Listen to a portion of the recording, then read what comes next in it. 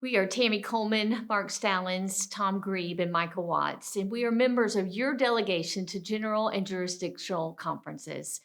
Our purpose in this video is to help prepare all of us for the annual conference in June. We will share with you what a constitutional amendment is and why we are voting on it, and then explain the four amendments the annual conference will be considering. Now, you can read more about the constitutional amendments online, the Kentucky Annual Conference website at the link below, kyumc.org/constitutional-amendments. So, what are constitutional amendments and why are we voting on them?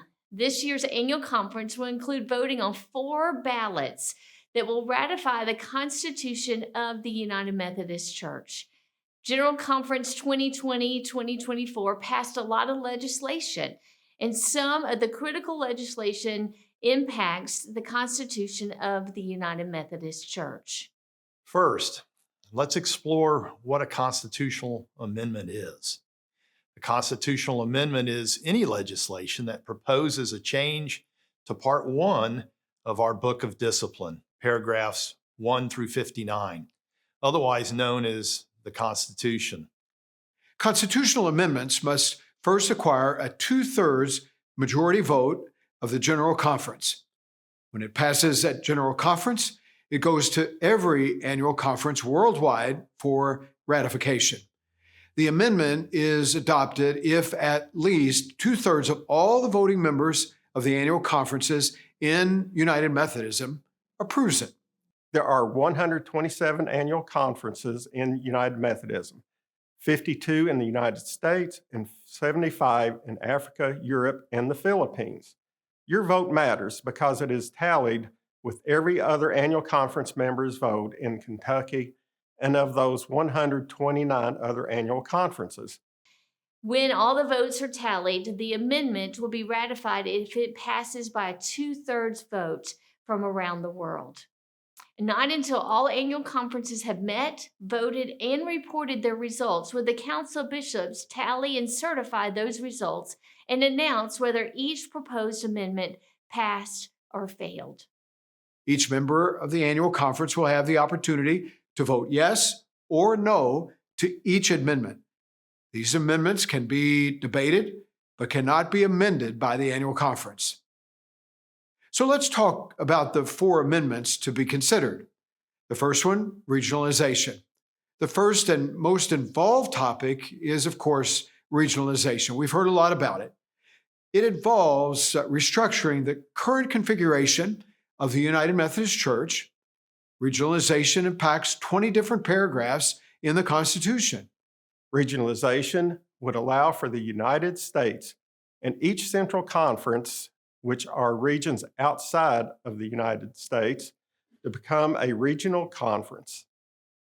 Each regional conference would have the authority to adapt parts, not all, of the Book of Discipline for missional effectiveness of that region. Each regional conference would continue to consist of multiple conferences as we currently are structured. Presently, only central conferences have authority under the denomination's constitution to adapt the discipline as missional needs and different legal contexts require. The constitutional amendments we will be voting on not only extend that same authority to the U.S., but also spell out what can be adapted. Among other things, each regional conference would be able to publish its own hymnal, book of worship, and the regional book of discipline, set requirements for ordination and licensed ministry of pastors, set the standards for the lay membership, develop practices around ceremonies, funerals, and other rites that are in accordance with Scripture and the laws of each country, and then work with annual conferences to ensure policies and practices align with the laws in each country. Regionalization allows each church region to make decisions that best support outreach and ministry in their specific settings. This ability is already in place for the central conferences. Regionalization will also bring that ability to the United States. 9 regional conferences will comprise the United Methodist Church, 1 in the U.S. and 8 in Africa, Europe, and the Philippines. So, what can't a regional conference do?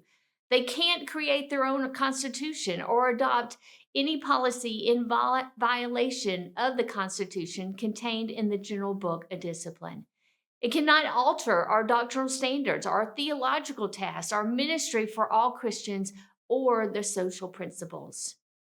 So the Second Amendment, constitutional amendment, includes the inclusion in membership to the United Methodist Church. And this is found in paragraph 4, article 4. The amendment is to add the words gender and ability to the list of characteristics that do not bar people from membership in a local United Methodist Church. If amended, the paragraph would read, all persons without regard to race, gender, ability, color, national origin, status, or economic condition shall be eligible to attend its worship services, participate in its programs, receive the sacraments, upon baptism be admitted as baptized members, and upon taking vows declaring the Christian faith, become professing members in any local church in the connection. In short, this constitutional amendment means pastors may not deny a person church membership, whether that person is male or female or has a disability. Fighting racism and colonialism, the third proposed constitutional amendment in paragraph 5, article 5, aims to strengthen the denomination's longtime stance for racial justice. As amended, the article would read, the United Methodist Church proclaims that from God's goodness and love, God created all persons as God's unique and beloved children. Racism opposes God's law, goodness, and love and diminishes the image of God in each person. Fueled by white privilege, white supremacy, and colonialism, the sin of racism has been a destructive scourge on global society and throughout the history of the United Methodist Church. It continues to destroy our communities, harm persons, obstruct unity, and undermine God's work in this world. Racism must be eradicated.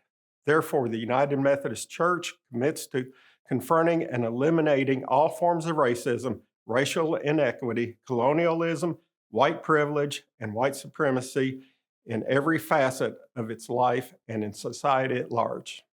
The final constitutional amendment proposal is to paragraph 35, article 4, which aims to clarify who can elect the clergy delegates who serve at general and jurisdictional conferences and central conferences for those outside the United States.